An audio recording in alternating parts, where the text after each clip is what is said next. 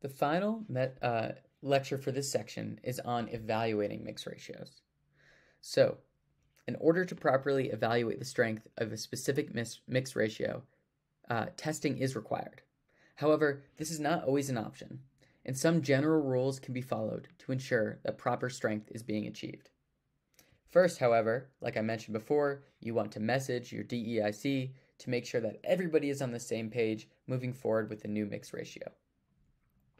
These shouldn't all be taken as law, and this isn't always going to be the case in all situations, but generally speaking, a larger part cement to the overall parts of the mix, for example, a 1 part to 6 parts total mix of 1 to 2 to 3, will have a stronger, larger F prime C compressive strength of a 1 to 4 to 4 mix, which is 1 and 9 parts cement.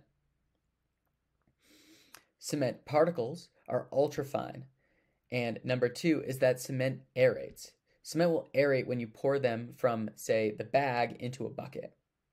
The volume of 2 bags of cement is may technically be the volume of a single wheelbarrow. However, if you were to cut open these bags and empty them into the wheelbarrow, you'd notice that 2 bags of cement will not fit into a wheelbarrow. So keep that in mind when you are making any changes. The typical slump values for concrete in our application is between 1 and 4 inches.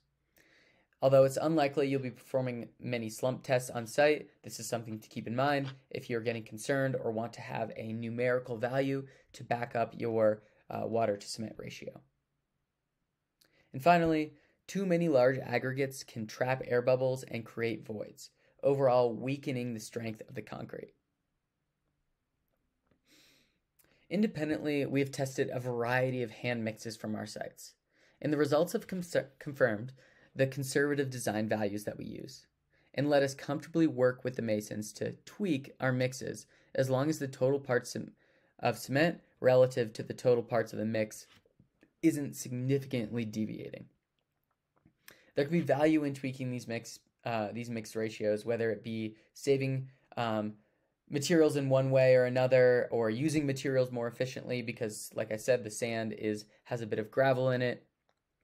I did mention before we don't want to be using the mixed ratios to save material. That's not appropriate. What I more mean is, if the quality of the products are different than what, when they arrive on site are different than what you may have expected from a design standpoint, it's important to take that into consideration.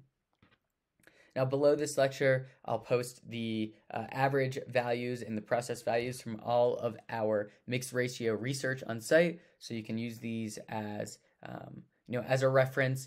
These aren't peer-reviewed studies that have been published in journals, but these are mixes that we've made and taken on site and crushed in a lab and been able to take the data to help inform the safe and redundant bridge building that we continue doing.